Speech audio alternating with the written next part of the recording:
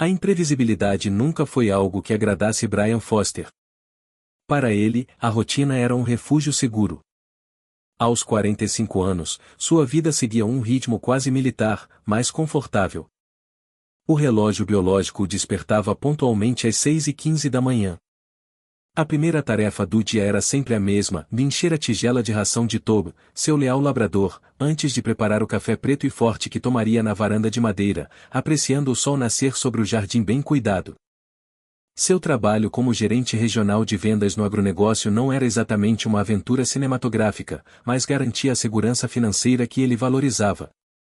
Vanessa, sua esposa há 12 anos, costumava elogiar essa solidez. Dizia admirar o fato de ele ser um porto seguro, alguém imune às tempestades emocionais que afetavam tantas pessoas. No entanto, Brian começou a notar, com uma intuição dolorosa, que essa mesma estabilidade estava se tornando monótona para ela. As mudanças eram discretas, quase imperceptíveis para um observador externo. O sorriso dela ainda estava lá, assim como o beijo de despedida antes de sair para seus atendimentos de terapia holística. As fotos de casal continuavam aparecendo nas redes sociais. Mas havia um vazio novo no olhar dela, uma desconexão sutil. O carinho parecia ter um delay, como se fosse uma obrigação cumprida com atraso. As mensagens trocavam o entusiasmo pela brevidade. Os finais de semana, antes dedicados a maratonas de filmes clássicos ou passeios no parque, agora eram consumidos por retiros espirituais, alinhamentos de chakras e reuniões com pessoas que passavam por despertares cósmicos. Brian não era paranoico, mas também não era ingênuo. Ele demorou a admitir para si mesmo o nó que se formava em seu estômago sempre que ela citava Tyler. Era sempre Tyler. O amigo sensitivo, o guru emocional, o mentor de alma. Eles haviam se conhecido 2 anos antes num workshop em Ashfield, evento ao qual Brian só compareceu para fazer a vontade da esposa. Tyler, contudo, mergulhou fundo na vida dela. No início, parecia apenas admiração profissional. Depois, virou uma idolatria excessiva. Recentemente, a intimidade nas menções a ele havia ultrapassado o limite do razoável. Frases como "o Tyler disse algo que me lembrou você" ou "o Tyler está nos ajudando a evoluir como casal" tornaram-se comuns. Mas Brian não estava preparado para a audácia do próximo pedido. Era o aniversário de 12 anos de casamento. Ele preparou um jantar intimista, de massa artesanal, um bom vinho, fogo na lareira. Toby dormitava no tapete. Foi nesse cenário que Vanessa pousou os talheres, fixou os olhos nele com uma doçura calculada e disparou: "Amor, o que você acha de convidarmos o Tyler para passar o fim de semana conosco na casa do lago?" O silêncio que se seguiu foi ensurdecedor. Brian encarou o rosto da mulher que amava, buscando resquícios da pessoa com quem se casara.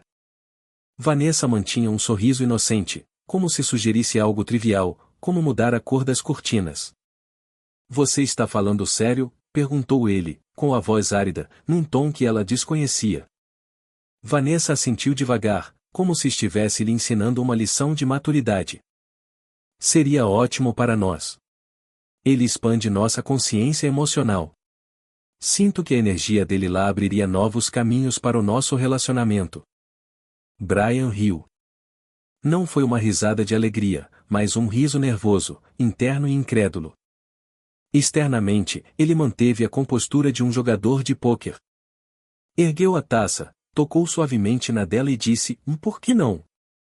Naquela noite, enquanto ela dormia ao seu lado, Brian tomou uma decisão irrevogável. Se ela queria testar as fronteiras do casamento, ele aceitaria o desafio, mas jogaria de acordo com as suas próprias regras. Durante a semana seguinte, Vanessa vibrava com os preparativos para a viagem à propriedade herdada do pai de Brian, perto do Lago Lurie, na Carolina do Norte. Era o refúgio predileto dela, onde dizia que as vibrações eram mais puras. Ela separou vinhos caros, incensos exóticos e montou playlists de meditação, além de comprar um vestido branco de linho especialmente para a ocasião. Paralelamente, Brian cuidou da logística da casa, trocando os segredos das fechaduras e verificando o aquecimento. Mas seu movimento principal foi um telefonema discreto para Laura Spencer, uma amiga de infância que se tornará uma advogada brilhante em Atlanta. Sem entrar em detalhes sórdidos, ele pediu a companhia dela para o fim de semana, oferecendo cobrir todas as despesas e preparar o prato favorito dela em troca da presença. Laura riu e aceitou, mas alertou: se isso for cena de um filme de drama conjugal, me avise. Brian apenas respondeu que o final seria memorável. Na estrada para o lago, Vanessa parecia flutuar. Cantava, ria e segurava a mão de Brian, crente de que trazer o amante para o convívio do marido era o auge da evolução espiritual. Brian dirigia focado, com o coração blindado contra aquela falsa felicidade. A chegada foi marcada por um choque de realidade. Vanessa desceu do carro elogiando o ar puro, mas travou ao ver Laura na varanda, segurando uma taça de vinho com a naturalidade de quem mora ali.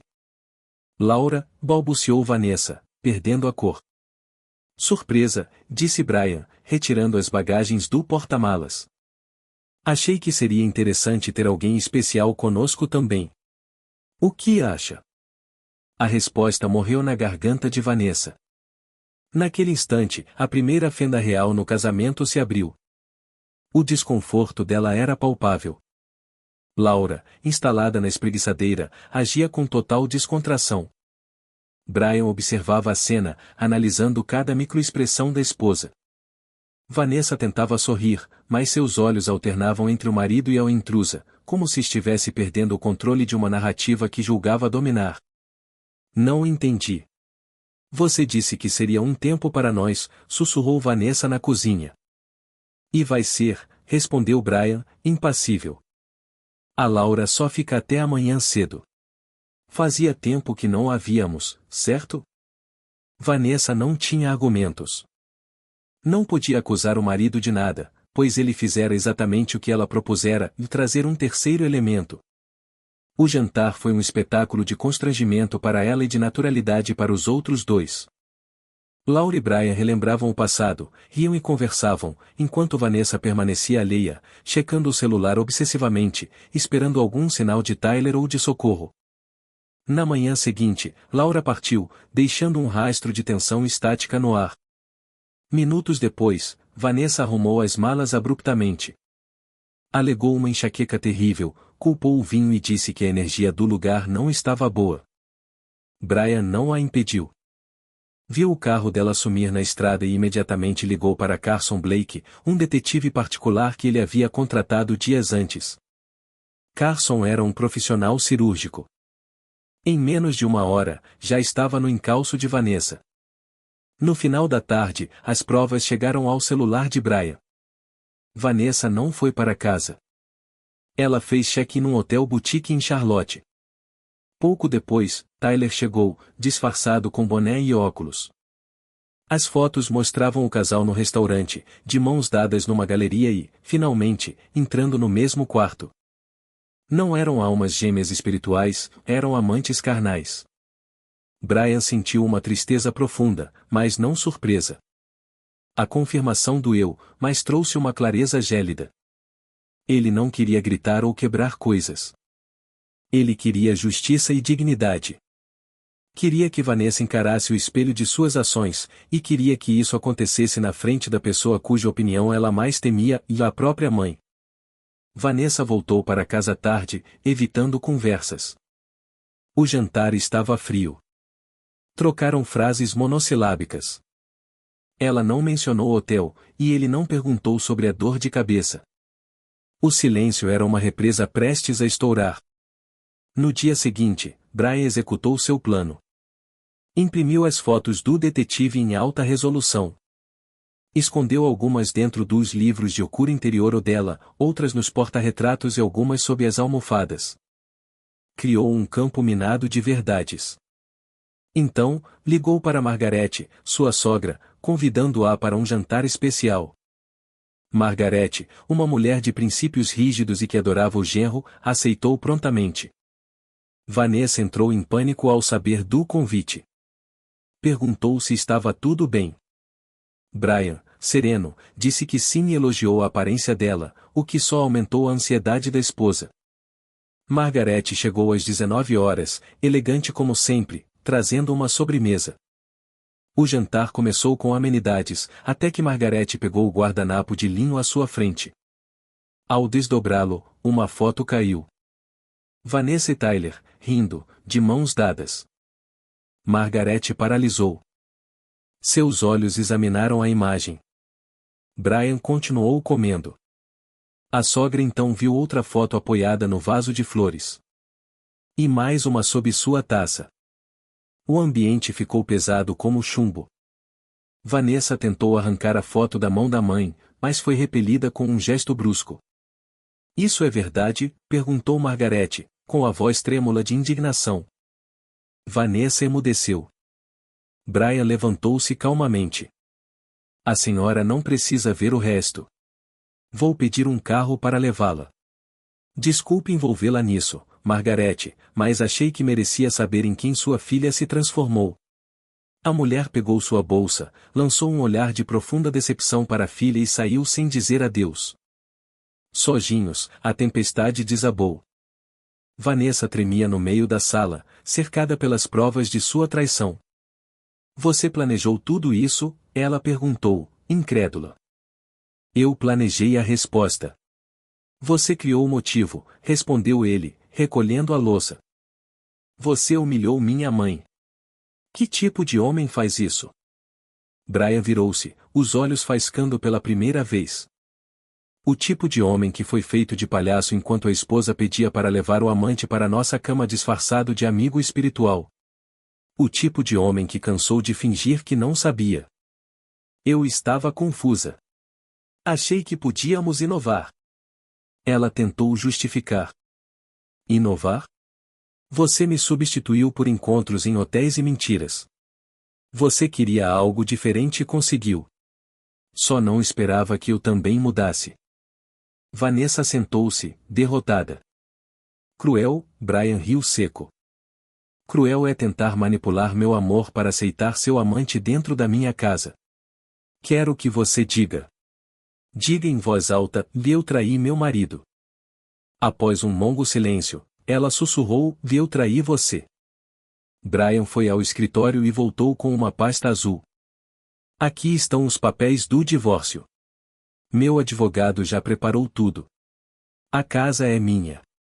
A casa do lago é minha. Ambas heranças anteriores ao casamento. Você não tem direito a nada além das suas roupas e objetos pessoais. Vanessa leu os documentos, chocada. Você vai me deixar sem nada? Você escolheu sair dessa relação. Eu só estou fechando a porta que você abriu. Você ainda me ama? Ela perguntou, com lágrimas nos olhos, numa última tentativa de manipulação. Brian suspirou, cansado. Ela partiu naquela noite. Brian sentou-se no sofá com Tobo, fechou os olhos, e pela primeira vez em meses, respirou paz pura. Os dias seguintes foram de um silêncio curativo. A solidão não era um fardo, mas uma libertação. Vanessa, por outro lado, sentiu o peso do mundo. Tyler, o guia espiritual, desapareceu assim que a situação ficou complicada. Bloqueou Vanessa em tudo e mudou-se de cidade, provando que sua conexão de alma ou era apenas uma aventura passageira. Vanessa perdeu a credibilidade profissional. Os boatos correram, e a imagem de terapeuta equilibrada ruiu. Mas o pior foi o afastamento da mãe, que nunca perdoou a vergonha causada. Brian seguiu em frente. Transformou sua dor em propósito, palestrando para homens que passavam por situações semelhantes, ensinando sobre dignidade e inteligência emocional, não sobre vingança. Laura continuou sendo uma grande amiga, e com o tempo, essa amizade floresceu em algo mais profundo, sem pressa. Meses depois, Brian encontrou Vanessa por acaso num café. Ela parecia abatida. Aproximou-se e disse, e nunca imaginei que você fosse capaz de fazer o que fez. Brian sorriu, tranquilo. Ele voltou a ler seu jornal. Vanessa saiu, carregando o peso de suas escolhas. A história terminou ali, provando que a verdadeira vitória não é destruir o outro, mas impedir que o outro destrua você. Às vezes, a vida não dá o troco, ela te dá a liberdade. Obrigado por assistir. Se gostou, inscreva-se no canal e ative as notificações. Até a próxima.